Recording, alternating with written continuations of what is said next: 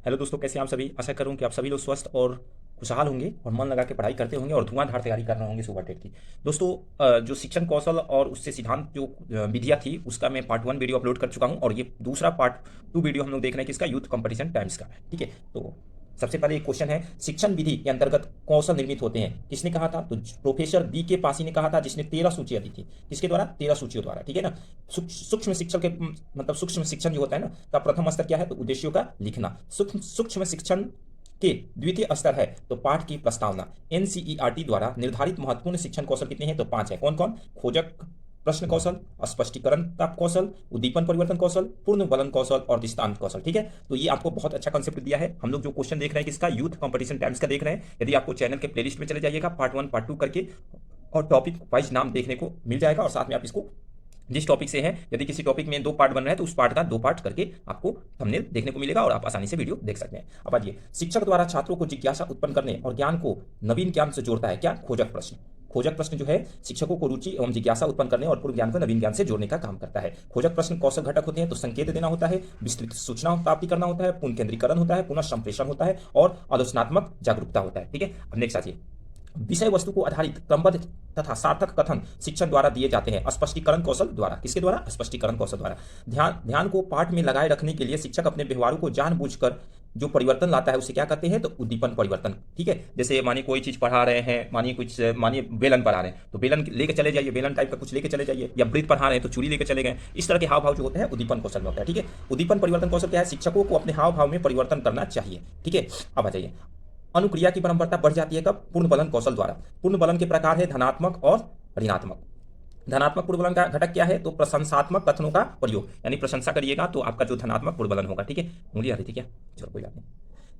शिक्षक नवीन जटिल एवं अमूर्त ज्ञान को सरलता से छात्रों तक पहुंचाता है दृष्टांत कौशल द्वारा। दृष्टांत कौशल में प्रयोग होता है चित्र एवं उदाहरण। दृष्टांत कौशल के प्रकार है शाब्दिक और अशाब्दिक। कहानी कथन है, शाब्दिक उदाहरण है। कहानी कथन कैसा है? तो शाब्दिक उदाहरण है। शाब्दिक उदाहरण क्या क्या है? तो घटना का वर्णन, चुटकुले, कविता और लेखक, ये सब जो आते हैं शाब्दिक उदाहरण में आते हैं। ठीक है, अब आइए नेक्स्ट, कक्षा कक्ष के प्रबंधन कौशल है तो शिक्षक द्वारा कक्षाओं में प्रभावी शिक्षण अधिगम। ठीक है ना, फिर अधिगम की रुचिपूर्ण बनाया जाता है किसलिए? कक्षा कक्ष प्रबंध कौशल के द्वारा। ठीक है, शिक्षण कौशल का मूल्यांकन किया जाता है अनुसूची एवं रेटिंग स्केलों से। आगमन विधि के जनक कौन है? अरस्तु। उदाहरण से नियम तक पहुंचना कौन सा विधि कहलाता है? तो आगमन विधि।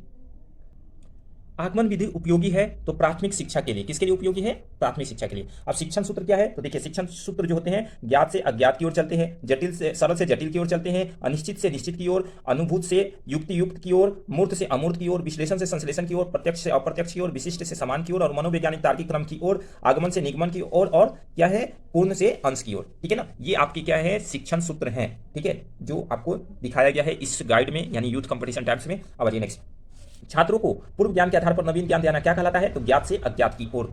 उस विधि को हम शिक्षण सूत्र को क्या कहेंगे? ज्ञात से अज्ञात की ओर। सरल प्रत्यय एवं क्रमानुसार जटिल प्रत्यय बताना क्या है? सरल से जटिल की ओर। ठीक है, अब आइए, शिक्षक छात्रों को अनिश्चित धारणाओं को निश्चयात्मक प्रदान करता है, अनिश्चित से निश्चित की ओर। ठोस अनुभूत सत्यों के अनुभूति के बाद कोई युक्ति चिंतन आता है, अनुभूति से युक्ति की ओर।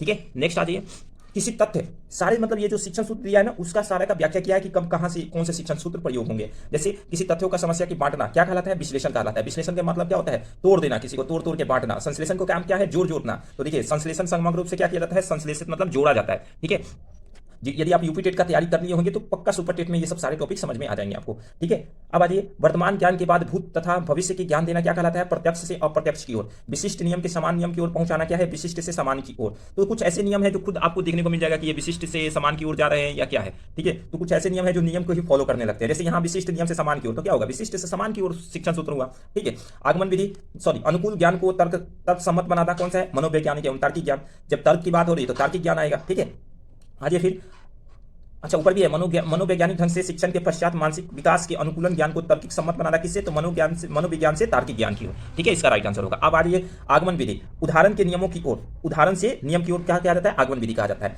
नियम से उदाहरण की ओर क्या कहा जाता है? निगमन विधि। ठीक है, जो नियम पहले बता दिया जाए फिर उदाहरण बताया जाए तो उस विधि को हम क्या कहें? निगमन विधि कहेंगे। तो ये तो आप भली भांति जानते होंगे। ठीक है, इसमें कोई हमें व्याख्या करने की जरूरत नहीं है। नए ज्ञान की खोज की सहायक है तो आगमन विधि। ठीक है, शिक्षक के शिक्षण प्रदान करना चाहिए आगमन से निगमन की ओर। ध्यान रखिएगा, कब कोई भी शिक्षक हो कब आगमन से निगमन की ओर ही क्या करना चाहिए? बताना चाहिए। यानी पहले सबसे पहले उदाहरण दे दीजिए फिर नियम दे दीजिए। आपको आगमन विधि यही होता है ना। फिर निगमन से आप नियम बता दीजिए, तब आपको कैलकुलेशन बताइए। अब आइए नेक्स्ट, खोज के फलस्वरूप प्राप्त ज्ञान है निगमन विधि। निगमन विधि के शिक्षण होना चाहिए आगमन के पश्चात। जनक विधि के जनक कौन है? अरस्तु। सॉरी, निगमन विधि के कौन से जनक है? अरस्तु हैं। प्रमाण और प्रत्यक्ष की ओर, नेक्स्ट दिख रहा है ना आप लोगों को, आइए। प्रमाण से प्रत्यक्ष की ओर निगमन विधि। निगमन विधि है समान से विशिष्ट की ओर। योजना पद्धति कौन दिया है? तो किलपैट्रिक ने दिया है। किलपैट्रिक के प्रयोजनावादी भी हैं। प्रयोग में विश्वास करता है कौन? प्रयोजनवाद करते हैं। प्रयोजनवाद के जनक कौन है? तो डीवी। ठीक है। हेलन पार्क स्टक जनक कौन है? तो डाल्टन विधि के। ठीक है। Helen park हस्ट। किंडर गार्डन विधि के जनक कौन है? फ्रोवेल हैं। निगमन विधि उपयोगी कौन है? तो उच्च कक्षाओं के लिए। किंडर गार्डन दिख रहा है कि नहीं? हाँ, किंडर गार्डन का शाब्दिक अर्थ क्या है? तो बच्चों का बगीचा। ठीक है। नेक्स्ट आ रहा है आपका, मरिया मंटेसरी के जनक कौन है? तो मरिया मंटेसरी जनक है कौन? किस विधि के जनक है? तो मंटेसरी विधि के। आर्मस्ट्रांग जनक है किसके? तो ह्यूरिस्टिक विधि के। और कुछ क्वेश्चन है मेरे दोस्त, देख लेते हैं। ह्यूरिस्टिक विधि का शब्द क्या है? खोज करना। ह्यूरिस्टिक शब्द है ग्रीक भाषा का, ध्यान रखिए, इससे क्वेश्चन बन जाते हैं, तो इसलिए आप लोग देख लीजिएगा बहुत अच्छे से। महात्मा गांधी जनक हैं बेसिक शिक्षा प्रणाली के। वर्धा योजना के प्रतिपादक कौन है? महात्मा गांधी हैं। वर्धा योजना लागू है 1937 में। सुकरात जनक है प्रश्नोत्तरी विधि के। ठीक है। और प्रश्नावली विधि के कौन है? आप कमेंट सेक्शन में बताइएगा, प्रश्नावली विधि। ठीक है। अब आइए नेक्स्ट, संवाद विधि के जनक कौन है? प्लेटो। कविता इस विधि द्वारा याद कराई जाती है पूर्व से अंश की ओर, यानी कविता को याद कराने के लिए हमें पूर्ण से अंश की ओर बढ़ना पड़ता है। ठीक है। शिक्षण कौशल होना चाहिए, शिक्षण होना चाहिए बाल केंद्रित होना चाहिए। कैसा होना चाहिए? बाल केंद्रित। और बाल केंद्रित शिक्षण का संप्रेरित देना चाहिए मनोविज्ञान की। ठीक है ना। और ध्यान रखिएगा, अब हमारा जो नेक्स्ट टॉपिक है उस शिक्षण अधिगम सिद्धांत है, जो अगले वीडियो में हम लोग देखेंगे। ठीक है। और हम लोग देख रहे हैं यूथ कंपटीशन टाइम्स। एक बार मैं आपको उसका दिखा दे रहा हूं लोगों। मित्रों, यही है सुपर टेट का examination refresher youth competition times, और इसी से हम लोग देख रहे हैं। ठीक है। यदि आपको अच्छा लगता होगा तो एक प्यारा सा लाइक और एक प्यारा सा सब्सक्राइब और एक शेयर। ठीक है। चलिए, धन्यवाद।